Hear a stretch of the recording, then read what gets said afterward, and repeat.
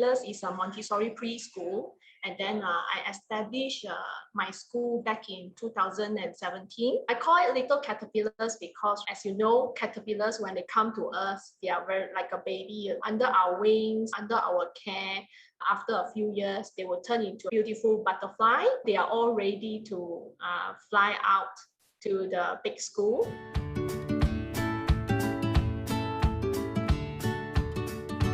Montessori school, right, we recognize that every child is different. Every child works at their own pace, and we recognize that we have a lot of experiential learning and hands-on learning involved. In our setting, children are able to ask us questions and it's more engaging. And we also have a lot of hands-on activity for them to learn what they are supposed to pick up. For example, when we teach letter L for lemon, we will cut a lemon for them to taste it, to feel it, to see what a lemon looks like, a real lemon looks like. It helps them to learn better this way because when they learn with their senses, they will be able to remember better. We also encourage them to go to the garden and play. In play, there are a lot of things involved. So when they are playing, they learn how to take risks, they learn how to play with their friends, they learn how to cooperate with each other. So there are a lot of development inside, especially social development, physical development. So I would say, like, for Montessori education, it's more wholesome. It's not just a focus on the academic. We also focus on other things outside of the academic. Whereas in the traditional setting, right, it's more to like a one-way teaching. It's like, today I teach, you listen. That's one of the main difference for us. We want to give our best to teach our children and take care of them and make sure they progress every day, no matter how small the progress is, as long as they progress.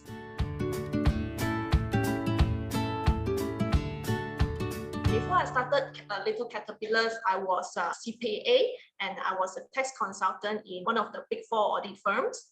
I would say there's a big difference.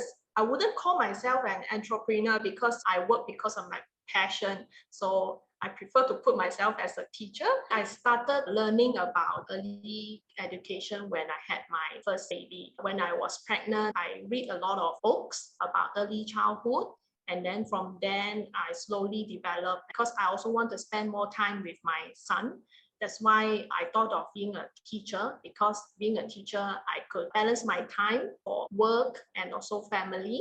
I quit my job at that time because I couldn't find anybody to take care of my son. I think it's partly also because I would like to spend more time with my family and my babies, and then also be there for them.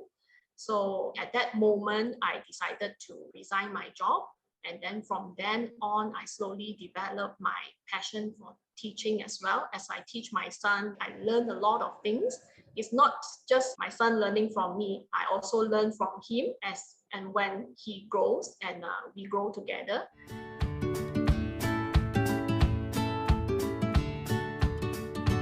There's a huge difference there, being a mentor, and I need to lead the rest of the teachers. I need to make decisions every day. I've learned a lot about people management, building resilience, and being strong, especially during the pandemic.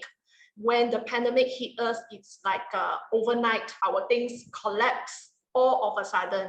So we need to manage a lot of things, work with our teachers, and then other than leading them and motivating them to do the online lessons, I also need to be their counselors. So being an entrepreneur, I have to wear a lot of hats, because I'm not just a teacher, I'm not just a principal. I also be the lawnmower when I start up my business, be the toilet cleaner, and then it's like everything in one.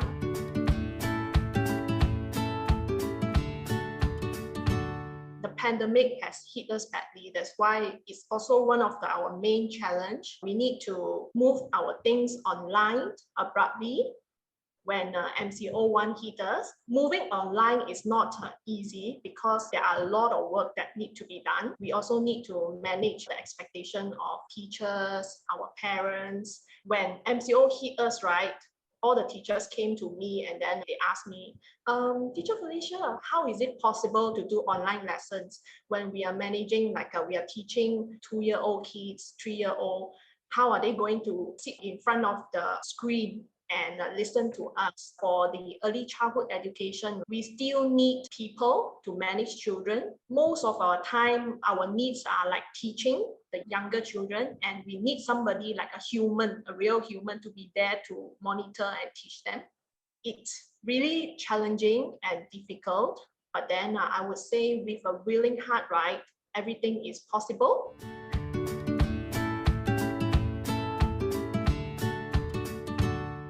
From business point of view, I learned that we need to constantly change according to the needs of our parents. At first, teachers came to me and they say, oh, it's MCO #1.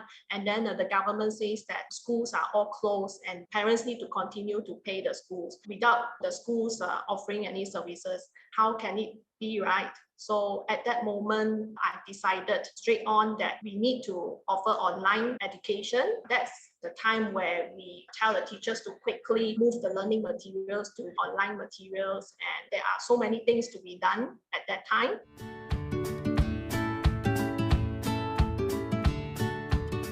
We only rely on teachers because the pandemic hit us, suddenly. So teachers also need to work very hard. They need to spend a lot of hours, very long hours, producing all those slides and online materials. That's why if there is somebody like a freelancer or who is also an IT professional that can help us to develop the online syllabus, right, it will take a big chunk of our stress and workload away.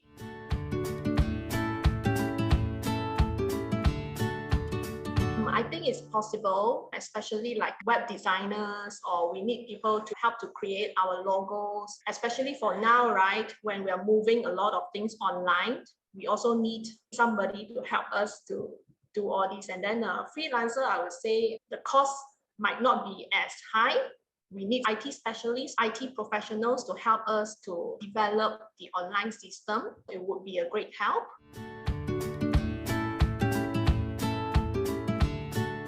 Teaching online is a lot more difficult because we do not have all these online syllabus with us. So we need to recreate, we need to make PowerPoint slides, we need to record activities for them.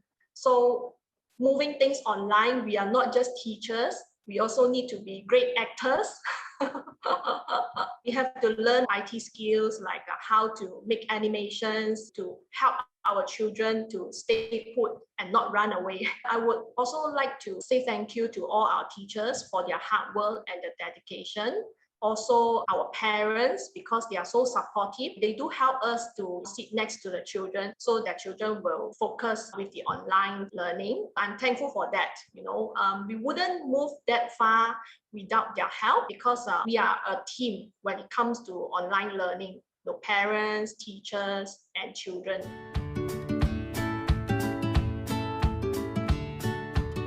The one thing that motivates me most is my passion for teaching, because I have flaming passion inside me to make a difference in every child. I love teaching and I love the kids so much. The most fulfilling part is when you see the children grow under your wing. You see each of them progress. When they come in, they don't know anything. It's not easy working with children. If you do not like them, it can be chaos or it can be very, very messy and headache.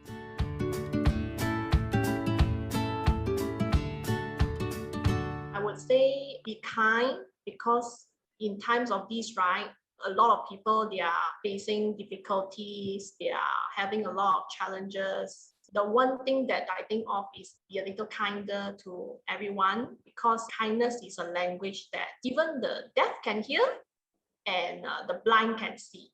They will be able to feel it if we treat them with love and kindness.